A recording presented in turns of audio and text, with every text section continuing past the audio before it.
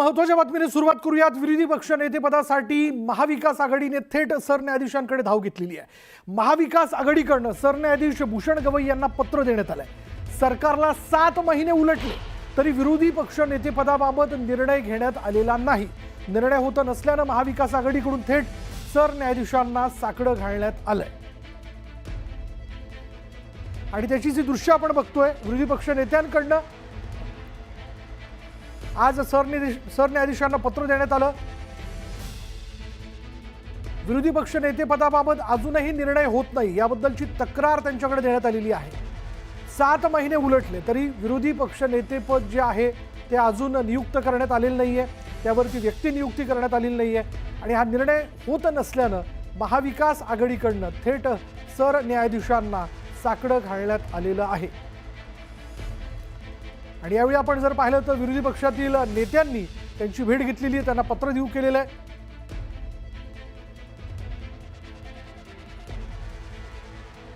यावेळी सत्ताधारी पक्षातले नेते देखील इथं उपस्थित असल्याचं आपण बघतोय, ते देखील आमदार यामध्ये आहेत। पण विरोधी पक्ष नेत्यांनी म्हणजे आज विधिमंडळाकडनं त्यांचा विशेष सत्कार जो आहे सरन्यायाधीशपदी भूषण गवई यांची नियुक्ती झाली म्हणून करण्यात आला।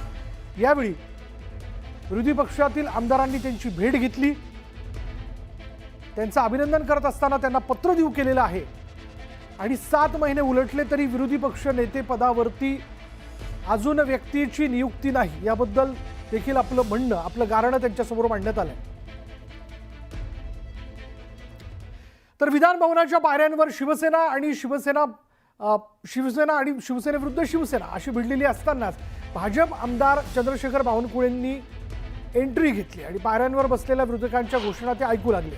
तेव्हा जितेंद्र आव्हाड यांनी त्यांना बघता काय, सामील व्हा असं म्हटलं आणि घोषणाबाजीला सुरुवात झाली। विरोधकांकडून बावनकुळेंना मुख्यमंत्रीपदाची ऑफरही देण्यात आली। एकूणच विरोधी पक्ष नेतेपदाची मागणी करत सुरू असलेलं हे आंदोलन सत्ताधाऱ्यांवर केलेल्या घोषणाबाजीमुळे चांगलंच गाजल्याचं पाहायला मिळालं।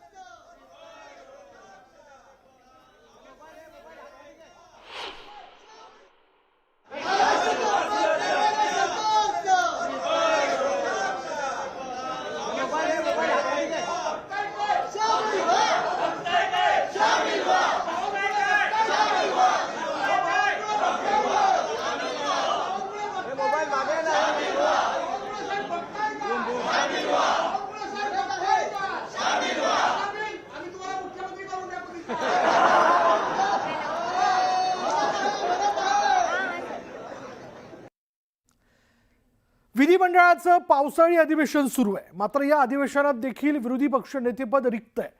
महाविकास आघाडीला ते मिळावं अशी अपेक्षा आहे, मात्र ते अद्यापही विधानसभा अध्यक्ष यांनी दिलेलं नाही। वारंवार पत्र देऊन देखील अध्यक्ष विरोधी पक्ष नेतेपद विरोधकांना देत नसल्याची भावना महाविकास आघाडीमध्ये आहे। अशातच विरोधी पक्षपदावरून विरोधक आक्रमक झाले। थेट सभागृहात अध्यक्षांना जाब विचारला गेला, विरोधी पक्ष नेता का निवडला जात नाही असा सवाल भास्कर जाधव यांनी केला आणि त्यावर नार्वेकरांनी त्यांना उत्तर दिलं।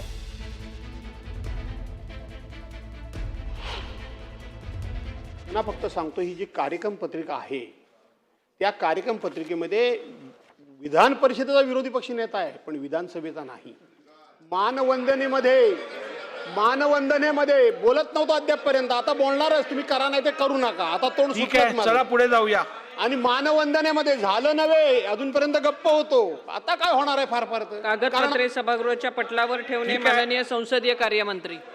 माननीय अध्यक्ष महोदय, भास्करराव जाधव साहेब, आता आपण पुढे जाऊया।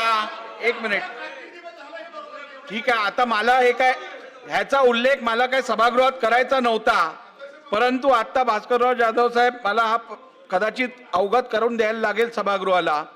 महाराष्ट्र विधानसभा ही 24 नोव्हेंबर 2024ला अस्तित्वात आली। 7 डिसेंबरला या सभागृहाचं पहिलं अधिवेशन झालं आणि 4.5 महिन्यानंतर पहिल्यांदा माझ्याकडे विरोधी पक्ष नेता निवडी संदर्भातलं पत्र आलं। त्यामुळे 4 महिने जेव्हा तिकडे लागतात, तिकडे 2.5-3 महिने लागणं काय फारसं मोठं बाब नाहीये। आपण पुढे जाऊया। राज्याचं सध्या विधिमंडळाचं पावसाळी अधिवेशन सुरू आहे. विरोधी पक्ष नेतेपदाचा मुद्दा चर्चेत न घेतल्यानं विरोधकांनी विधान भवनाच्या पायऱ्यांवरच आंदोलन सुरू केलं आणि यावेळी विरोधकांनी जोरदार घोषणाबाजी केली आहे. काँग्रेस, राष्ट्रवादी काँग्रेस, शरद पवार गट आणि उद्धव ठाकरे गटाने पायऱ्यांवरतीच ठिय्या आंदोलन केलं. दरम्यान विधान परिषदेच्या उपसभापती नीलम गोरे, नितेश राणे, शिंदे गटाचे आमदार भरत गोगावले यांची एंट्री झाल्यानंतर विरोधकांनी घोषणाबाजीतून त्यांना डिवचलं.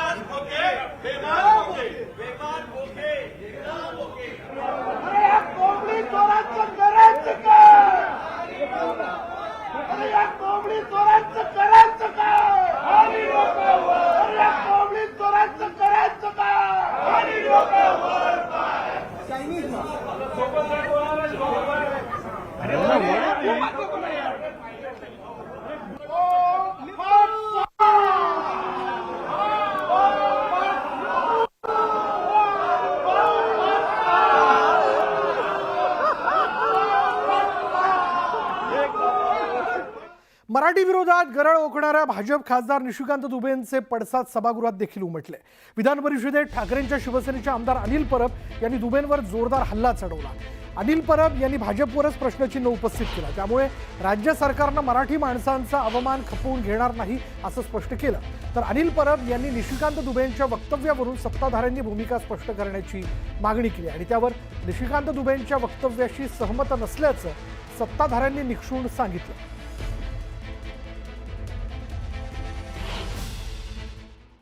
नाहीतर निवडणुकीच्या पूर्वीची ही तयारी चालू आहे. हा जो कोण आहे ना माणूस, त्याला एकदा बोलवा महाराष्ट्रात. ठीक आहे. कुत्रा, महाराष्ट्राच्या माणसाला कुत्रा म्हणतोय. अरे वाघ जरा काही जखमी झाला, हे जंगली कुत्रे सगळे उभे राहिले.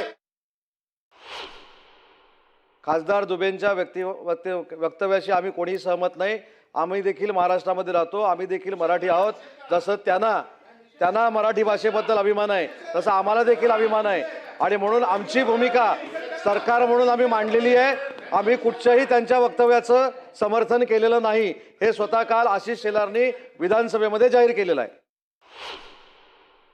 निशिकांत दुबे यांचं जर तुम्ही पूर्ण ऐकलं तर ते संघटनेच्या संदर्भात बोलले आहेत. ते मराठी माणसाला त्यांनी सरसकट त्या ठिकाणी म्हटलेलं नाही. तथापि माझं मत असं आहे की अशा प्रकारे बोलणं योग्य नाही आहे. कारण त्याचे जे अर्थ निघतात ते अर्थ हे लोकांच्या मनात संभ्रम तयार करतात. मी पुन्हा एकदा सांगतो की मराठी माणसाचं ऐतिहासिक योगदान या महाराष्ट्रामध्ये प्रचंड मोठं आहे. ब्रेकिंग न्यूज आहे. विरोधकांनी सरन्यायाधीश भूषण गवई यांना पत्र दिलेलं आहे. तर विरोधी पक्षनेतेपदासाठी मवियाची सरन्यायाधीशांकडे धाव पाहायला मिळते. आज सरन्यायाधीश हे विधिमंडळ परिसरामध्ये होते, त्यांचा सत्कार करण्यात आला आणि याच वेळेला भेट घेतलेली आहे विरोधकांनी त्यांची आणि आपलं पत्र दिलेलं आहे. विरोधी पक्षनेतेपदासाठी मवियाची थेट सरन्यायाधीशांकडे धाव पाहायला मिळाली. विधानसभेत विरोधी पक्षनेते पद मिळवण्यासाठी महाविकास आघाडीकडून सरन्यायाधीश भूषण गवई यांना पत्र देण्यात आलंय.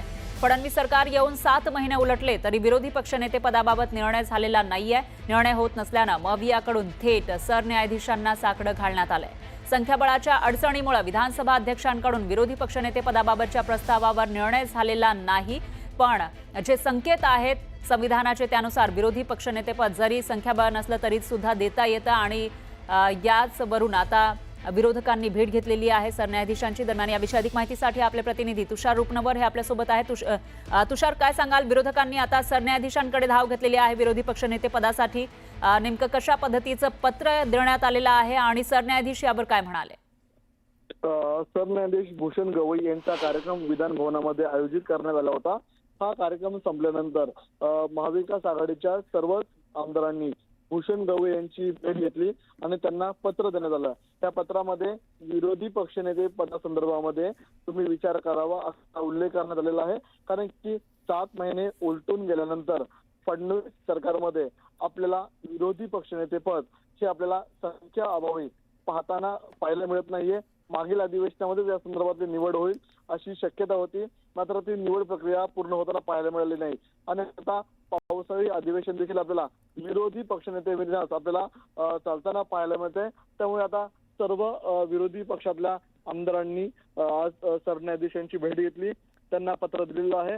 आता या संदर्भात सरन्यायाधीश त्यांची नेमकी काय भूमिका स्पष्ट करतात किंवा काय नेमका निर्णय देतात याकडे सर्वांचं लक्ष लागल्याचं आपल्याला पाहायला मिळतंय. बरोबर आहे तुषार, धन्यवाद तुम्ही दिलेल्या या सविस्तर माहितीसाठी. या विषयीचे अपडेट आपण घेत राहूयात.